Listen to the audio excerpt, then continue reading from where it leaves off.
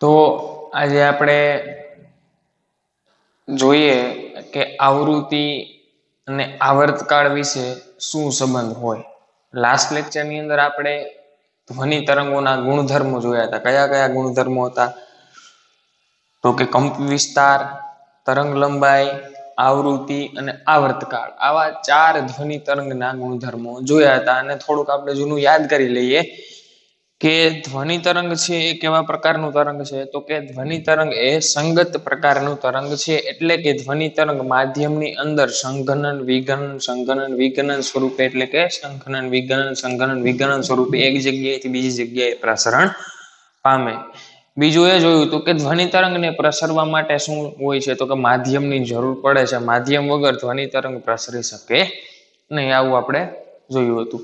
અને એના ગુણધર્મોની ચર્ચા કરી એટલે કે એના ધ્વનિ તરંગોના જે ભાગ છે એની આપણે ચર્ચા કરી હતી. એમાંના આજે અમુક જોઈએ આપણે કે એકબીજા વચ્ચે શું શું સંબંધ હોય છે. એ તો કે આવૃત્તિ અને આવર્તકાળ વચ્ચે એક સંબંધ હોય છે. પેલા એ જોઈ લઈએ.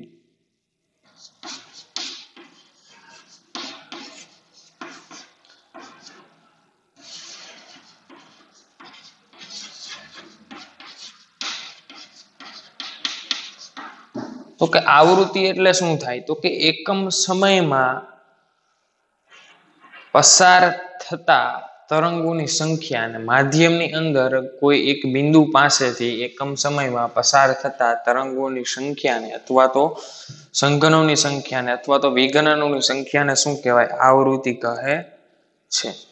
અને આવૃત્તિનો એકમ આપણે જોયો તો હર્ટ્ઝ.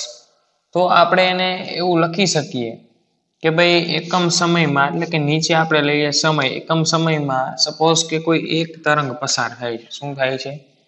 એકમ સમયમાં એક તરંગ પસાર થાય છે. તો એને આપણે શું કહીએ? આવૃત્તિ ન્યુ કહીએ. શું કહીએ? આવૃત્તિ ન્યુ. હવે ધારો કે આ સમય છે, એ સમય આપણે આવર્તકાળ ટી જેટલો લઈએ. કેટલો લઈએ? આવર્તકાળ ટી જેટલો સમય લઈએ કે આવર્તકાળ ટી જેટલા સમયમાં એક તરંગ પસાર થાય છે. તો આને આપણે શું કહી શકીએ? આવૃત્તિ કહી શકીએ. આવર્તકાળ એટલે શું છે? તો કે ભાઈ કોઈ એક બિંદુ પાસેથી પસાર થવા માટે લાગતો સમય, કોઈ એક બિંદુ પાસેથી એક તરંગને પસાર થવા માટે લાગતો સમય. તો આવૃત્તિ અને આવર્તકાળ વચ્ચે કેવો સંબંધ છે? વ્યસ્ત પ્રમાણનો સંબંધ છે. એટલે કે આવર્તકાળ જેટલા સમયગાળામાં પસાર થતા તરંગોની સંખ્યાને શું કહે છે? આવૃત્તિ કહે છે. ઉદાહરણ તરીકે લઈ લઈએ કે ભાઈ આવર્તકાળ છે 1 સેકન્ડ. તો કોઈ ધ્વનિ તરંગ છે એ એક બિંદુ પાસેથી 1 સેકન્ડમાં એક જ તરંગ પસાર થતું હોય. કેટલું તરંગ પસાર થતું હોય? એક જ તરંગ પસાર થતું હોય. તો એનો મતલબ કે આવૃત્તિ કેટલી છે? 1 હર્ટ્ઝ છે. અને એકમ પણ તમે જોવાનો કે ભાઈ આવૃત્તિનો એકમ છે હર્ટ્ઝ.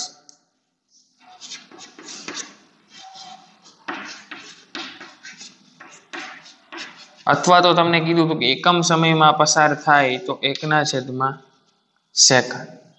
તો અહીંયા જોવો જઈને આવર્તકાળનો એકમ શું છે? આવર્તકાળ એટલે કે સમયગાળો છે. તો એનો એકમ શું છે? સેકન્ડ છે. તો એનો એકમ શું થાય? આવૃત્તિનો 1/s. અને આવર્તકાળનો એકમ શું થાય? સેકન્ડ. તો આવૃત્તિ અને આવર્તકાળ વચ્ચે વ્યસ્ત પ્રમાણનો સંબંધ છે. એટલે કે આવૃત્તિ બરાબર શું થશે? 1/.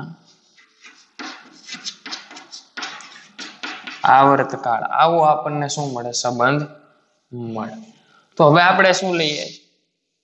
ધ્વનિ તરંગનો વેગ લઈએ. તો કે ધ્વનિ તરંગનો વેગ કોને કહેવાય? તો કે સામાન્ય સૂત્ર તમે લ્યો કે વેગ બરાબર અંતરના છેદમાં સમય. વેગ બરાબર શું થાય? અંતરના છેદમાં સમય. તો કોઈ ધ્વનિ તરંગ છે બરોબર, એ શું કરે છે? ગતિ કરે છે. આપણે ધ્વનિ તરંગની જગ્યાએ એક લંબગત તરંગ લઈ લઈએ. આ શું છે? લંબગત તરંગ છે. તો કે અંતરના છેદમાં સમય. તો અંતર કેટલું લઈએ આપણે? તો કે તરંગ લંબાઈ લેમડા જેટલું અંતર લઈએ. એટલે કે એક તરંગ થયું કે નહીં? આ શું થયું? એક તરંગ થયું. તો એ એક તરંગ ક્યારે થાય તો કે એકમ સમય એટલે કે આવર્તકાળ જેટલા સમયગાળામાં બરોબર એક જ તરંગ કોઈ એક કણ પાસેથી પસાર થશે તો સમયને લઈએ આપણે આવર્તકાળ ટી એટલે કે માધ્યમના કોઈ એક બિંદુ પાસેથી એક તરંગ પસાર થવા માટે લાગતો સમયને શું કહેવાય છે આવર્તકાળ કહે છે ટી અને અંતર કેટલું લઈએ તો કે ભાઈ એક તરંગ પસાર થાય છે એટલે આપણે શું લઈએ ટી જેટલા સમયગાળામાં લેમ્બડા જેટલું જે લેમ્બડા જેટલી લંબાઈનું તરંગ પસાર થાય છે તો લેમ્બડાના છેદમાં ટી તો આ શું મળે આપણને વેગ મળે કેનો તરંગનો વેગ v બરાબર લેમ્બડાના છેદમાં ટી પછી બીજું સૂત્ર અહીંયા તમે એવું લખી શકો આને તમે અલગ પાડો તો આમ લખી શકો લેમ્બડા ગુણ્યા 1/ટી તો 1/ટી એટલે તમે હમણાં જ સંબંધ મેળવો 1/, આવર્તકાળ એટલે શું મળે તમને આવૃત્તિ મળે તો અહીંયા એની કિંમત મૂકો તો કે 1/t એટલે કે આવૃત્તિ ન્યુ અહીંયા તમારે લખવું પડે કે ભાઈ આ ક્યાંથી આવ્યું તો કે ભાઈ આવૃત્તિ ન્યુ બરાબર 1/, આવર્તકાળ ટી તો વેગ v બરાબર શું મળે લેમ્બડા ગુણ્યા ન્યુ એટલે કે તરંગના વેગ માટેનો સંબંધ મેળવો તરંગનો વેગ બરાબર તરંગની તરંગ લંબાઈ ગુણ્યા શું થશે આવૃત્તિ તો આવી રીતે તરંગનો વેગ તમે શોધી શકો શું કરી શકો તરંગનો વેગ તમે આવી રીતે શોધી શકો એમાં તમને આવૃત્તિની કિંમત અને તરંગ લંબાઈની કિંમત બંને આપેલી હોય તો આવૃત્તિ અને તરંગ લંબાઈની કિંમત ઉપરથી તમને શું મળશે એ તરંગનો વેગ મળશે જેનું ઉદાહરણ છે આપણે પછી જોશું બરોબર તો આ વેગનું સૂત્ર શું મળ્યું વેગ v બરાબર લેમ્બડા ઇન્ટુ ન્યુ એટલે કે તરંગ લંબાઈ ગુણ્યા આવૃત્તિ અને અહીંયા આપણને આવૃત્તિ અને આવર્તકાળ વચ્ચેનો સંબંધ મળ્યો કે આવૃત્તિ બરાબર 1/, આવર્તકાળ બરોબર હવે બાકીના અન્ય ગુણધર્મો જોઈએ આપણે બે ગુણધર્મો એવા છે કે જે મનુષ્યના મગજ ઉપર ડિપેન્ડ કરે હોય તરંગના પણ ડિપેન્ડ કોની ઉપર કરે આપણી ઉપર કરે તો એવા બે ગુણધર્મો છે પીચ અને ધ્વનિની પ્રબળતા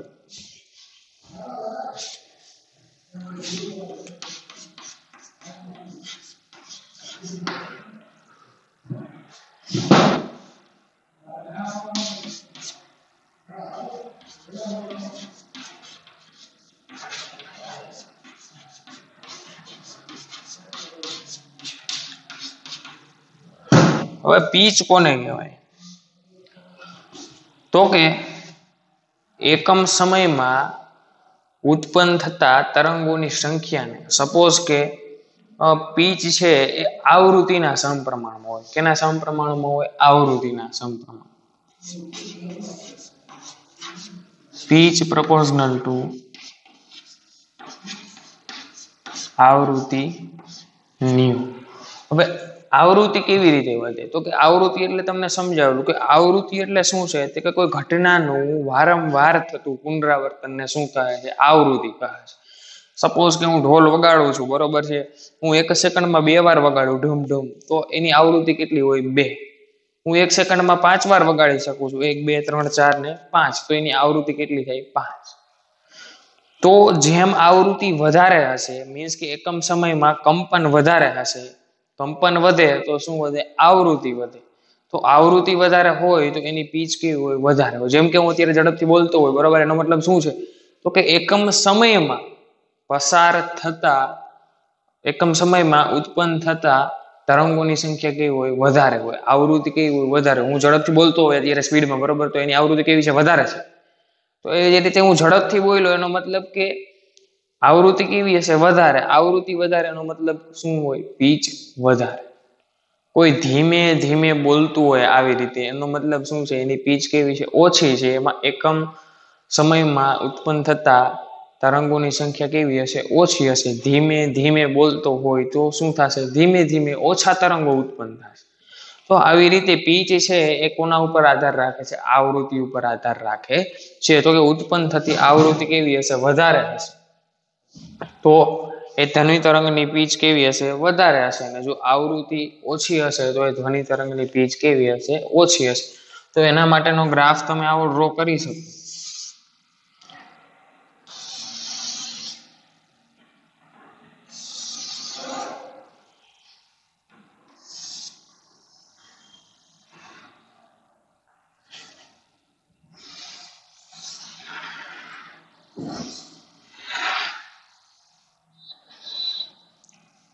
ઉપરનું જે છે એની આવૃત્તિ કેટલી છે? તો કે ભાઈ એકમ સમયમાં કેટલા થાય છે? એક જ તરંગ ઉત્પન્ન થયું. જ્યારે આની આવૃત્તિ 1, 2 અને 2.5 એટલે કે અડધી છે. બરોબર છે. એટલે કે આની આવૃત્તિ કેવી છે? વધારે છે. તો એની પીચ કેવી હશે? વધારે છે. આની આવૃત્તિ કેવી છે? ઓછી છે. તો એની પીચ કેવી હશે? ઓછી હશે.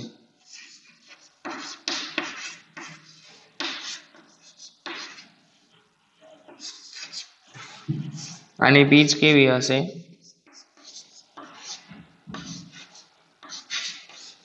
વધારે પીચ છે. એટલે કે ડાયરેક્ટલી તમારે એમ કેવું હોય તો એમ કહી શકો કે ભાઈ કોઈ વ્યક્તિ છે એ ઝડપથી બોલતો હોય તો એની પીચ કેવી છે? વધારે છે. અને કોઈ વ્યક્તિ છે એ ધીમે ધીમે બોલતો હોય તો એની પીચ કેવી છે? ઓછી. અને પીચ છે એ શું હોય? આવૃત્તિના સમપ્રમાણમાં હોય છે. એવી જ રીતે બીજો ગુણધર્મ છે કે ધ્વનિની પ્રબળતા.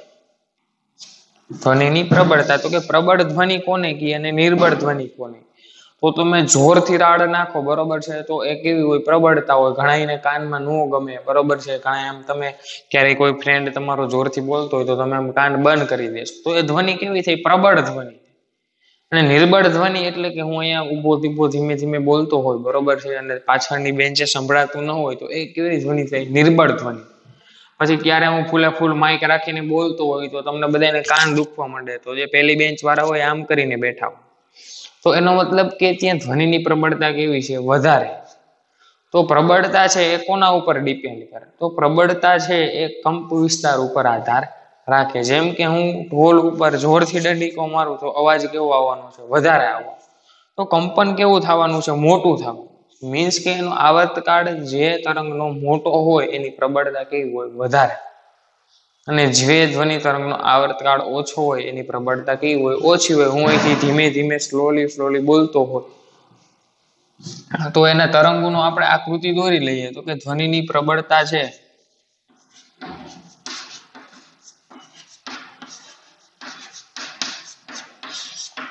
તો કે એ કંપ વિસ્તારના સમપ્રમાણમાં હોય.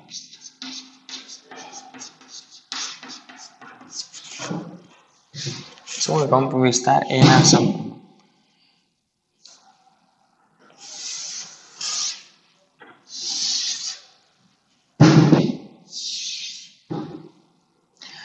તો એના માટે નિર્બળ ધ્વનિ હોય તો એનો કંપ વિસ્તાર કેવો હોય? આવી રીતે નાનો હોય. જ્યારે પ્રબળ ધ્વનિ હોય તો એનો કંપ વિસ્તાર કેવો હશે? આવી રીતે મોટો હશે. કંપ વિસ્તાર કોને કહેવાય? તો કે માધ્યમની અંદર મહત્તમ વિક્ષોભ, એટલે કે આને શું કહેવાય? કંપ વિસ્તાર એ કહેવાય. હવે નીચેનું જે મહત્તમ મૂલ્ય હોય એને કંપ વિસ્તાર એ જ કહેવાય, પણ બેની દિશા બદલી જાય. ઉપર હોય એ શું હોય? પ્લસ એ હોય. નીચે હોય એ શું હોય? માઇનસ એ. તો જ્યારે કંપ વિસ્તાર મોટો હોય, બરોબર છે, ત્યારે આપણને ધ્વનિ કેવી મળે? પ્રબળ મળે. ધ્વનિની પ્રબળતા કેવી હોય? વધુ હોય. અને જ્યારે આપણને કંપ વિસ્તાર કેવો મળે? નાનો મળે. આ શું હોય? કંપ વિસ્તાર છે. તો જ્યારે કંપ વિસ્તાર નાનો હોય ત્યારે ધ્વનિની પ્રબળતા કેવી હોય? ઓછી.